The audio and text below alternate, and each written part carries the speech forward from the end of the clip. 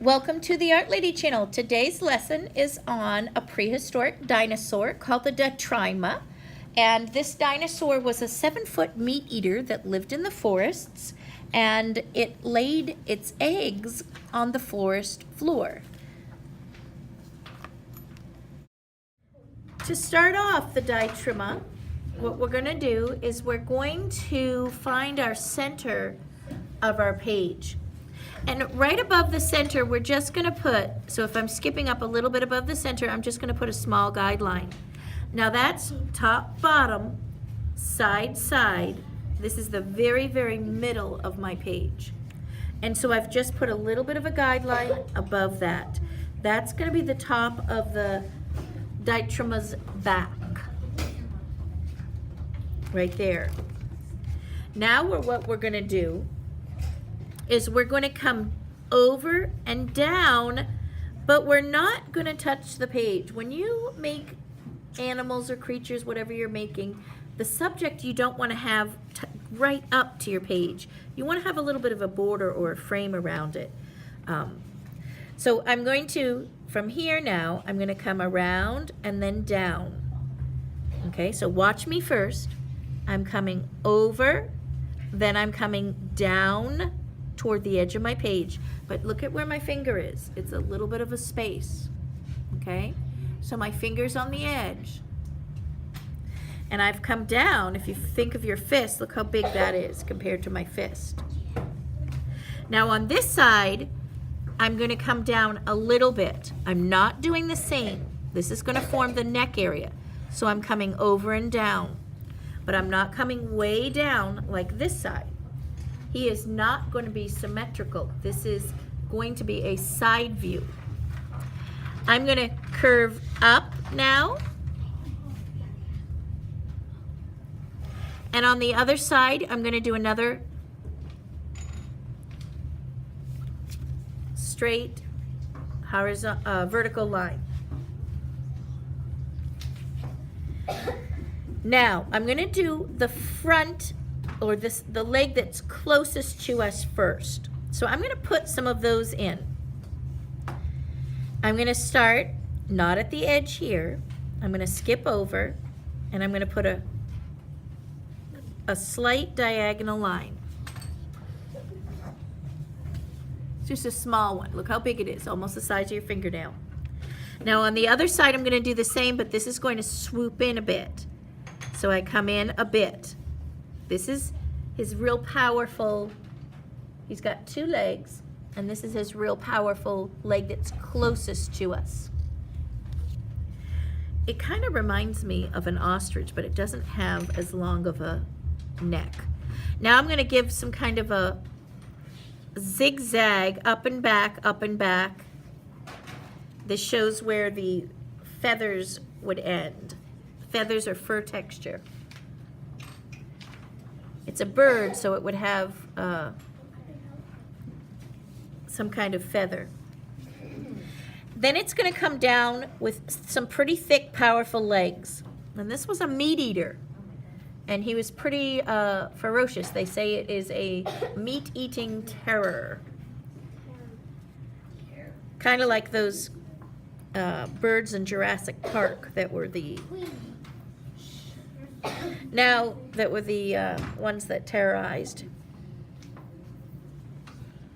This has, in this rendition, it had some stripes here on his legs. And then of course the claws. This one shows 3 claws with a little bit of a back hoof. So I'm going to go ahead and come out and back, and these are pretty thick and big. Whoa. Out, back, and then one down the middle.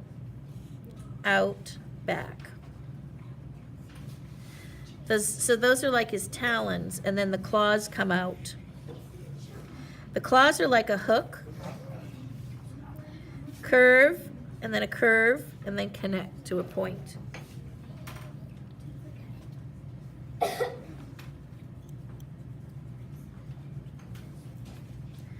Now this back tail area, I'm just going to come back out a little bit toward the edge of the page, then curve around,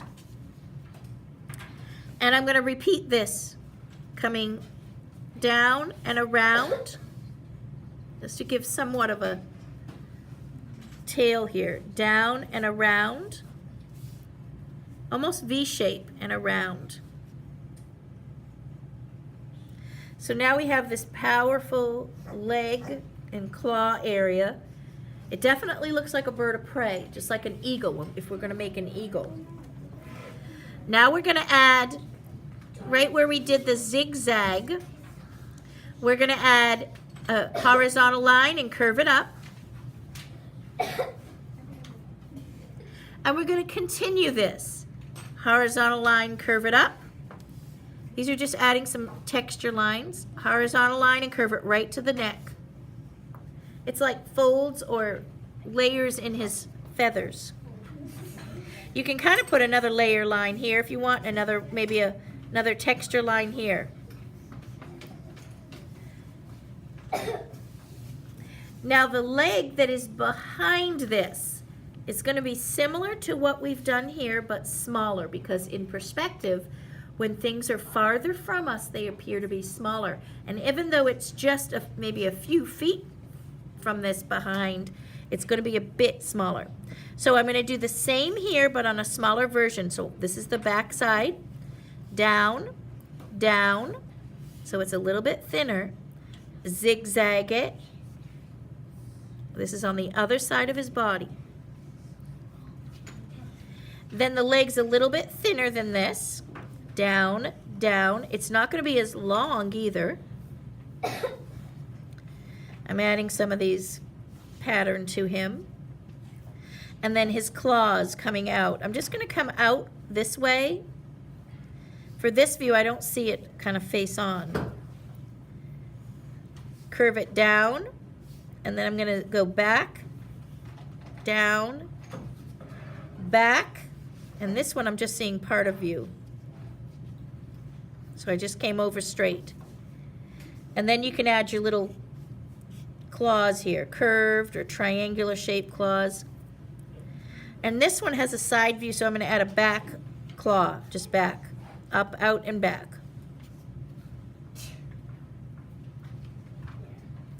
Now we're going to work on its head area. The head, I'm going to come slightly diagonal, up and diagonal. And then I'm going to round the head, so up and around. So diagonal, then up and around. Now this is diagonal back toward coming into the head. So it almost forms a circle here. Then this is where our short, powerful beak comes out. So it's going to come kind of curve out and down. This is going to come up. This curves up, up. So go up and curve over. And then I'm going to do the same curve again. Up and curve to the edge. I'm going to do a straight, short, very short, straight vertical line. And then this is going to come, curve it over and up. Diagonal down and then up to the beak. This is the lower jaw here. His jaw is slightly opened. I'm going to do a number 1 here. And then I'm just going to repeat this curve here. This came down and around. So a number 1, diagonal, and just bring it right to your beak. From here, I'm going to give a more rounded head, so I'm curving down and around, a short line, and then I connect it to the neck. So I have a rounded head here that comes down to the neck. From here, I just, in this area here, don't make it, you don't want to have it so it's back. Directly above the number 1s here, I'm going to come with a circular eye, and then I'm going to do like a donut around it, just a double line around it. And then I'm going to color in the center here darker. That's going to be the eye part. He does have a vent area or a hole here for the beak, so it's a slight curve, and then I just color it in. Just real small though. And he does have some longer tufts of feathers right in here. Just slight curved lines. And then you can always give little curvy lines for, you know, feather texture. Little curving lines in groups in here. And they go in the direction. And there we have our dinosaur that is a, it's a species of a kind of a bird. This one grows to be 7 feet, and like I said, it is a meat-eating terror. And it lives in the forest, and it predicts that it nests on the ground. I don't know if you've seen Jurassic Park or not, where they have some of the shows where they have these birds and they show the eggs right on the ground. You can even do some of the giant eggs if you want to put a giant egg in. Here, that's kind of fun. And then put some tropical jungle forests in. You could do that in the back. You can add volcanoes. If you look up in my dinosaur category in the playlist, I have videos that'll show you how to do volcanoes, and it'll show you how to do some other dinosaurs as well. So you can put in your tropical leaves and background and grasses and whatnot on your own. But I'm going to show you some of my examples here because I have some students with me. This is a public school, and I have 3rd graders with me, and most of them are 8 turning on 9, between 8 and 9 years old. So I'll show you some examples at the end of the video. So I hope you enjoy this, and let me know in the comments how yours came out.